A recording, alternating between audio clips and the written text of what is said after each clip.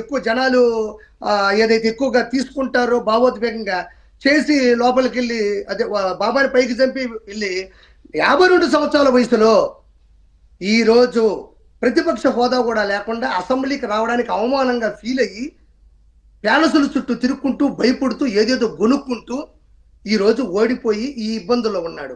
ఒక మనిషి చరిత్రను నేను పోసగుచ్చినట్టు చెప్పాను. ఇలాంటి వ్యక్తి భారతదేశంలో ఇన్ని రాష్ట్రాలు, ఇన్ని నియోజకవర్గాలు ఉన్నాయి. ఎక్కడైనా ఈ మానసిక స్థితి ధోరణి ఉన్నటువంటి వ్యక్తి ఈ ప్రపంచ చరిత్రలో ఎవడో లేడు.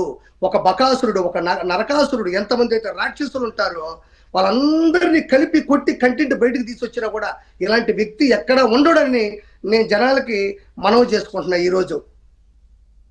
రైట్. అట్లాగే అంటే మీరు అంటున్నారు ఇదంతా భయంతోనే లండన్కు వెళ్ళిపోవడం, ఆలోచన చేయడం ఇదని మీరు ఈ విధంగా బతకకూడదు అని కూడా మీరు చెప్తున్న పరిస్థితి. కానీ కొడాలి నాని గతంలో అసెంబ్లీలో మీరు చూస్తుంటారు, రాజశేఖర్ రెడ్డి లాంటి సావు నాకు రావాలి, జగన్మోహన్ రెడ్డి లాంటి బతుకు నాకు ఉండాలి అన్నట్టుగా కూడా ఆయన మాట్లాడిన పరిస్థితి.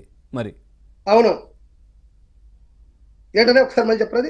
రాజశేఖర్ రెడ్డి ఏ విధంగానైతే మరణించారో అట్లాంటి చావును నేను కోరుకుంటున్నాను అధ్యక్ష అంటూ కూడా కొడాలి నాని గతంలో, ఆ తర్వాత జగనన్న లాగా బతకాలి, సింహం సింగిల్ గా వస్తుంది, ఇదని డైలాగులు కొట్టారు కదా.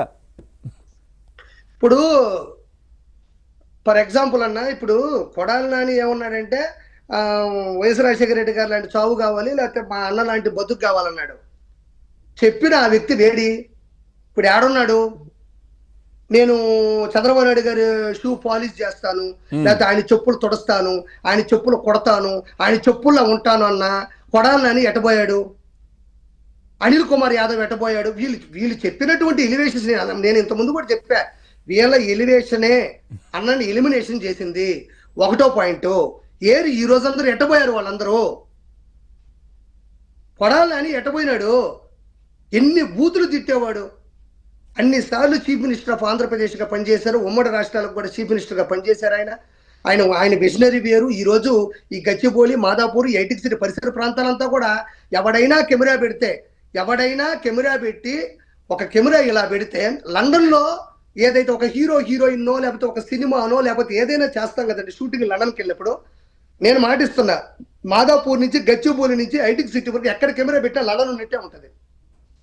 ఆ విధంగా అభివృద్ధి చేసి కొన్ని వందల సాఫ్ట్వేర్ కంపెనీలు ఈరోజు హైదరాబాద్లో నిలబడ్డాయంటే ఆయన విజనరీ, ఆయన విజన్ ఎంత గొప్పదో తెలిసిన వ్యక్తిని పట్టుకొని అనరాని మాటలు అని ఇంట్లో కుటుంబంలో ఉండేటువంటి ఆడవాళ్ళని, భువనేశ్వర్ గారిని, నారా బ్రాహ్మణ గారిని, వీళ్ళందరినీ నీచమైన మాటల్ని అసెంబ్లీ సాక్షిగా ప్రజల సమస్యల మీద పోరాడాల్సినటువంటి చట్టసభల్లో ఇంట్లో ఆడవాళ్ళని దుర్మార్గంగా మైకులు దేనికి ప్రతీక అంటే ఒక అసెంబ్లీలో ఉండే ఒక చట్టసభలో ఉండే మైకు ఏదో ప్రశ్నని లేవనెత్తండి అని ఆ మైక్ కోరుకుంటుందంట. చట్టసభల్లో ఉండే ఒక మైకు, నేను సిద్ధంగా ఉన్నాను, మీరు మాట్లాడితే వాళ్ళకి వినబడేటట్టు చేస్తాను, నేను నా ద్వారా లౌడ్ స్పీకర్గా నేను అంటే దాంట్లోంచే బూతులు, అనరాని మాటలు విని ఆ మైక్ ఎంత తల్లడిల్లిందో, ఆ మైక్ ఎంత బాధపడిందో.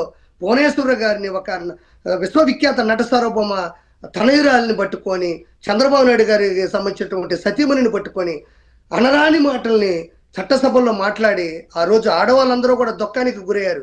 ఇలాంటి వాళ్ళ మనం గెలిపించి అసెంబ్లీకి పంపిస్తే ఒక సాటి మహిళను పట్టుకుని ఇంత మాట్లాడుతున్నారు, ఆవిడ ఏమన్నా ఒక తిరిగి మాట మాట్లాడిందా, లేకపోతే ఆవిడ ఏం తప్పు చేసిందని ఆ మాట మాట్లాడతారని ఆ రోజు జనాలు కూడా దుఃఖ సాగరంలో మునిగిపోవడం కూడా జరిగింది.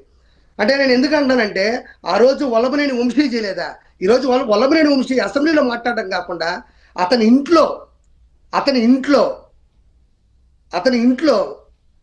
ఇంట్లో ప్రెస్ మీట్ పెట్టి మళ్ళీ దాన్ని విశ్లేషించడం, వ్యంగ్యంగా చిత్రీకరించడం, మాట్లాడడం కూడా ఆ రోజు జరిగింది. ఆ పాపం ఊరికే పోతుందా?